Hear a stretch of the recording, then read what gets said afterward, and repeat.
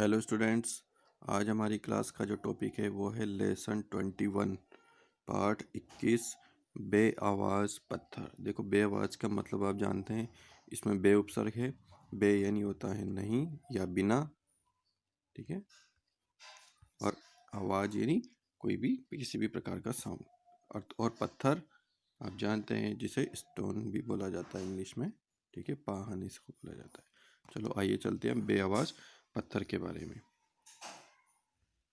पाठ परिचय देखते हैं। सबसे पहले अजीत सिंह धनखड़ की रचनाओं की सर्वप्रमुख विशेषता उनमें निहित वेदना और करुणा का भाव है। उनमें बुद्धि के तर्क वितर्क की अपेक्षा हृदय की कोमल भावनाओं को अधिक महत्ता मिली है। प्रसिद्ध कहानी बे आवाज पत्थर में दो पत्थरों को बजाकर मुसाफिरों से पैसे मांगने वाले अबोध गरीब असहाय बालक की ट्रेन का चपेट में मृत्यु हो जाने का चित्रण किया गया है। यानी ये एक जो है प्रसिद्ध कहानी है जिसमें दो पत्थरों को बजाकर मुसाफिर क्या करता है, पैसे मांगने का काम करता है। वो गरीब है, असहाय बालक की ट्रेन का चपेट में मृत्यु हो जाने का यहाँ पर वर्णन किया गया है। चलो आइए पढ़ते हैं हम इस कहानी को बहुत अच्छे से। जनवरी की ठिठुरा देने वाली ठंड, यानी अभी वर्तमान में तो जनवरी ही चल रहा है, तो अभी की ही जो सर्दी है, जैसे कि आज हम देख रहे हैं मावट गिर चुकी है, सर्दी बहुत भयंकर बढ़ चुकी है। तो जनवरी की ठिठुरा देने वाली ठंड। ट्रेन दिल्ली के किशनगंज स्टेशन पर रुकी। कहाँ रुकी? किशनगंज स्टेशन पर रुकी। इससे अगले स्टेशन पर मुझे उतरना था। वहाँ मैं एक प्राइवेट कंपनी में नौकरी करता था। ये इस व्यक्ति के लिए कहा जा रहा है, देखो, कि वहाँ मैं एक प्राइवेट कंपनी में नौकरी करता था। यूं तो सुबह रोहतक से दिल्ली तथा शाम को दिल्ली से रोहतक प्रतिदिन की यात्रा कष्टकारी प्रतीत हो रही थी, है ना। क्योंकि जो यात्रा करनी थी दिल्ली से रोहतक, रोहतक से दिल्ली रोजाना, वो कष्ट से युक्त थी, यानी कुछ न कुछ कष्ट जरूर मिलते थे। लेदर कोट में सिमटा, यानी एक लेदर चमड़े का कोट था, लेदर सिमटा हुआ मैं ठंड से बचने की कोशिश कर रहा था। ट्रेन रेंगती हुई आगे बढ़ रही थी, अर्थात ट्रेन जो है धीरे धीरे आगे बढ़ रही थी। अचानक एक लड़का कंपार्टमेंट में आया, अर्थात उस डिब्बे में आया। उम्र होगी करीबन 11 से 12 साल, यानी लगभग, करीबन का मतलब 11-12 साल का लगभग होगा। बदन पर पहनने का मात्र एक कमीज जो जगह जगह से फटकर तार तार हो रही थी। देखो, ये वो लड़का है जिसके लिए कहा जा रहा है, इसके कपड़े फटे हुए हैं और कमीज जो है उस पर भी कितने सारे जो हैं छेद हो रहे हैं, ठीक है। चलो आगे देखते हैं। मेली तथा अधधुली पैंट, और मेली देखो, गंदी गंदी सी पेंट हो रही है, फट भी रही है। तो मेली तथा अधधुली पैंट, इधर उधर बिखरे उलझे हुए उसके बाल जो थे वो भी उलझे हुए थे, मानो कंघी किए महीने बीत गए हों, और तेल का तो नामो निशान ही नहीं है। यानी कुल मिला के एक अबोध बालक था, बिल्कुल गरीब, जो एक दरिद्र अवस्था में था, ठीक है, जिसके पास न तो पहनने के लिए कोई साफ सुथरे कपड़े और न ही सिर में लगाने के लिए थोड़ा बहुत तेल। बिना चप्पल जूतों के नंगे पांव आकर चुपचाप खड़ा हो गया और हाथों में पकड़े दो चपटे पत्थरों को बजाता है। उसके हाथ में देखो दो चपटे पत्थर हैं, है ना, उनको वो रगड़कर उनको बजाता है। बजाते हुए बिना किसी के आग्रह पर उसने गाना शुरू किया। मुसाफिर जाने वाले नहीं फिर आने वाले। ये गाना आपने सुना होगा, देखो गदर मूवी का ये गाना है, उसमें जो ये उसी समय ट्रेन के समय ही आता है, ठीक है। तो देखो उन पत्थरों को अनूठे ढंग से बजाते हुए उसने गाने के साथ विस्मयकारी संगीत बिठाई, अर्थात जो कभी ना भूलने वाली। बजते पत्थर को बजते हुए पत्थर मन को सुहा रहे थे। सहयात्रियों में से किसी ने उसे 1 रुपया दे दिया। देखते देखते दया के साथ कई हाथ बढ़े, मेरे हाथ भी जेब में पहुंचकर कुछ टटोलने लगे। 5 रुपए का सिक्का ले उसने कृतज्ञता से सिर झुकाया। सबसे ज्यादा 5 रुपए मैंने दिए, तो उसने कृतज्ञता के साथ, यानी अपने भावों को, अर्थात अपने मन में उन भावों को लेकर के उसने सिर झुकाया और आगे बढ़ गया। उसके चले जाने के बाद मेरा अनायास अचानक ही मेरी और उस लड़के की तुलना करने लगा। सर्दी से बचाने वाले सभी कपड़े मैंने पहन रखे थे, फिर मैं भी सर्दी महसूस कर रहा था, वह बेचारा नाम मात्र के कपड़े पहने हुए था। मैं इन्हीं विचारों में उलझा रहा। सहसा ट्रेन झटके से रुक गई। एक साथ झटका देकर के ट्रेन रुक गई। मेरा स्टेशन आ गया था। ट्रेन से उतरकर मैं बाहर आया। अचानक मुझे लगा कि कोई मेरी जो है कोट खींच रहा है। कोई मेरा क्या कर रहा है? कोई मेरा कोट खींच रहा है। बाबूजी, आप शायद मुझे 50 पैसे का सिक्का देना चाहते थे, परंतु आपने मुझे 5 रुपए का सिक्का दे दिया। ये लो अपना बाकी पैसा। उसकी ईमानदारी पर भौचक्का कसा मैं उसकी तरफ देखता रहा।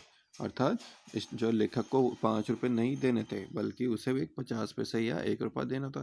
तो 50 पैसे देने थे, लेकिन उसने 5 रुपए उसने गलती से दे दिए।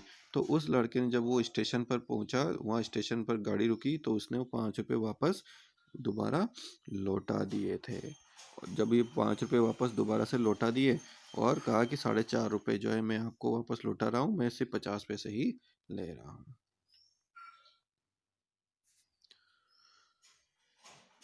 कुछ अचकचा कर मैं बोला, ये भी तुम ही रख लो, तुम्हारा नाम क्या है? कालू। उसने नाम क्या बताया? कालू।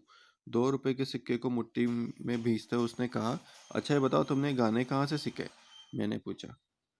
यहाँ वहाँ बजते गानों की कुछ लाइनें याद हो जाती है, वह चहक कर बोला। तुम्हारे घर में कोई बड़ा नहीं है क्या, जो तुम ये काम करते हो? मैंने प्रश्नों का सिलसिला जारी रखा। बाप है लेकिन शराबी है।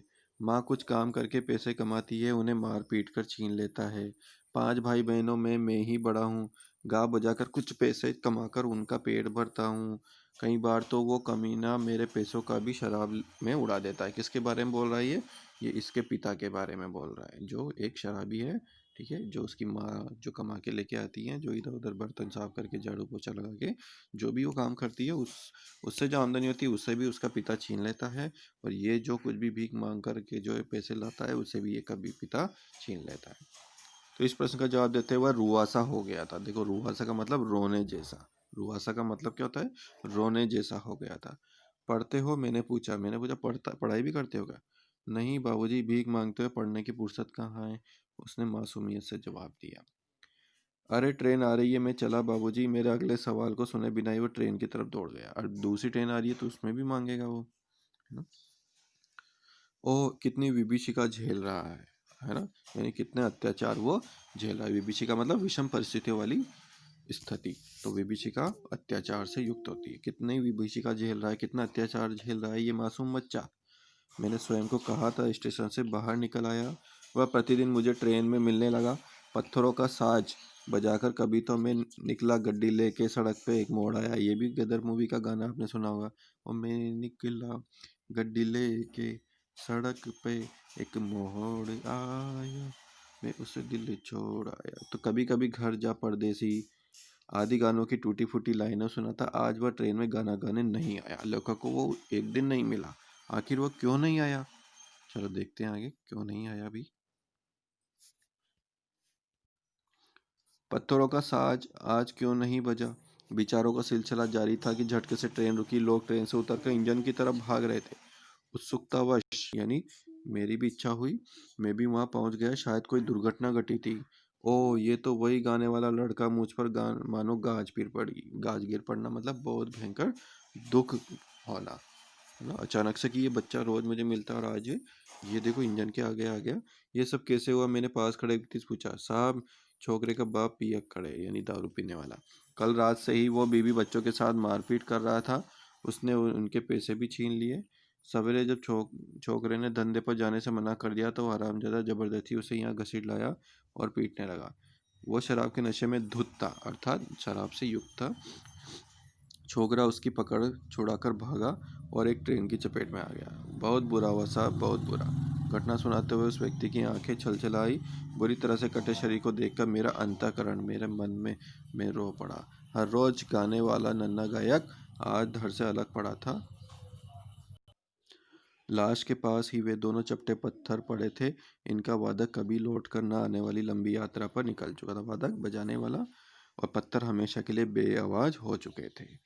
हाँ, तो हमने देखा कि किस प्रकार से वो लड़का, जो एक गरीब लड़का था, उसके पिता की वजह से वो एक अनायास मृत्यु को प्राप्त हो चुका था। इसलिए यहाँ पर उन दो पत्थरों के लिए ये टॉपिक रखा गया है, बेआवाज पत्थर। तो इस पाठ को पढ़ना है और अभ्यास करना है।